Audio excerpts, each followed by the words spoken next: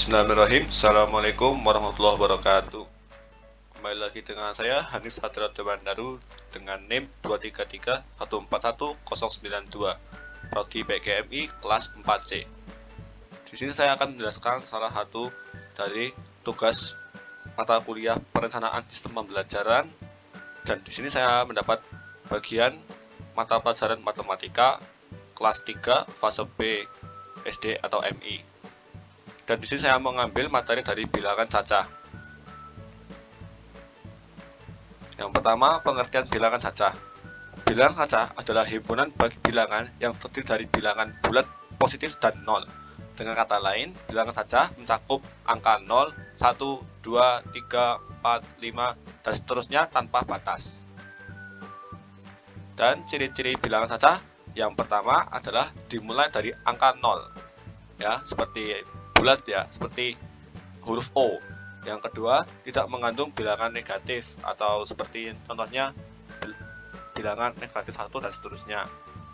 Yang ketiga, tidak mengandung pecahan atau desimal seperti angka 0,5, 1,5, dan lain sebagainya. Dan yang keempat, merupakan bilangan bulat. Bilangan cacah sering digunakan dalam perhitungan dasar seperti menghitung jumlah benda atau menentukan banyaknya suatu himpunan. Selanjutnya, sifat bilangan cacah. Yang pertama, bilangan 0, anggota pertama dari bilangan cacah. Yang kedua, bilangan cacah ganjil. Contoh, angka 1, 3, 5, 7, 9, dan seterusnya. Yaitu bilangan ganjil, bilangan yang bisa dibagi dengan dikurangi dengan sama bilangannya. Yang ketiga, bilangan cacah genap. Contohnya 0, 2, 4, 6, dan seterusnya. Yang keempat, bilangan prima.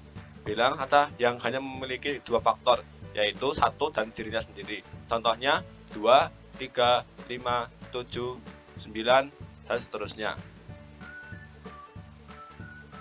Lalu, macam bentuk bilangan cacah. Yang pertama ada satuan. Bentuk awal dari bilangan cacah setelah angka 0. Contoh 1, 2, 3, 4, 5, 6, 7, 8, 9. Yang B ada puluhan. Bentuk bilangan yang lebih besar dari bilangan satuan. Contohnya 17, 24, 38, 45, 53, 61, 70, 82, dan 99. Yang ketiga, yang C, ada ratusan. Bentuk bilangan yang lebih besar dari puluhan. Contohnya 100, 200, 300, dan seterusnya. Lalu, pengoperasian bilangan cacah. Bilangan cacah adalah bilangan bulat positif masuk 0. Pengoperasian bilangan cacah mencakup beberapa operasi dasar, yaitu yang pertama ada penjumlahan dengan tanda plus ya. Lalu yang kedua ada pengurangan dengan simbolnya yaitu strip. Lalu perkalian dengan simbolnya seperti huruf X. Dan yang keempat ada pembagian dengan simbolnya 2 titik atas bawah dan garis strip di tengahnya. Kita masuk ke penjumlahan. Apa itu penjumlahan? Penjumlahan adalah cara kita untuk menambahkan satu angka dari angka lain untuk mendapatkan hasilnya. Contohnya, jika Nina memiliki 4 buah bunga dan membeli atau menambah 3 buah bunga lagi, berapa bunga yang dimiliki Nina sekarang? Ya, jadi 4 bunga ditambah 3 bunga, hasilnya adalah 7. Itu adalah bentuk dari penjumlahan. Lalu, pengurangan. Apa itu pengurangan? Pengurangan adalah cara kita mengurangkan satu angka dari angka lain untuk mendapatkan selisihnya. Contohnya, jika kita memiliki 7 buah bunga dan mengurangkan 3 atau diberikan ke teman 3, berapa bunga yang tersisa? 7 dikurangi 3, hasilnya adalah 4. Maka bunga yang kita miliki tersisa 4. Jadi itu adalah bentuk dari pengurangan. Selanjutnya ada perkalian. Apa itu perkalian? Perkalian adalah penjumlahan berulang dari bilangan yang sama. Yaitu jika kita mengalihkan angka, itu berarti kita menambahkan angka yang sama berulang kali. Contohnya 2 dikali 3, berarti 2 ditambah 3, 2 ditambah sebanyak 3 kali. Seperti di bawah ini. 2 kali 3 sama dengan 2 tambah 2 tambah 2 sama dengan 6. Jadi 2 kali 3 adalah 6. Lalu, apa itu pembagian? Pembagian adalah kebalikan dari perkalian. Pembagian berarti membagi suatu yang menjadi bagian yang sama besar. Misalnya, angka 12 dibagi angka 3. Berarti kita mengulangi 12 secara berulang sebanyak 3 kali sampai habis. Sama dengan 12 dikurangi 3 hasilnya 9, 9 dikurangi 3 hasilnya 6, dan 6 kurangi 3 hasilnya 3, dan terakhir 3 kurangi 3 sama dengan 0. Karena ada 4 langkah bertahap, maka 12 dibagi 3 adalah 4. Jadi pembagian itu harus sampai angkanya habis ya, angka 0. Nah, selanjutnya manfaat pemahaman penjumlahan, pengurangan, perkalian, dan pembagian. Dengan memahami penjumlahan, pengurangan, perkalian, dan pembagian, kita dapat lebih mudah menyelesaikan masalah matematika dan melakukan perhitungan sehari-hari. Ketika kita tahu cara menambah, mengurangkan, mengkalikan, dan membagikan, kita dapat menyelesaikan masalah dengan cepat dan efisien. Ya, jangan remehkan matematika dasar ya teman-teman. Nah, selanjutnya penerapan penjumlahan, pengurangan, perkalian, dan pembagian dalam kehidupan nyata. Berikut adalah contoh sederhana penggunaan penjumlahan dan pengurangan dalam kehidupan sehari-hari.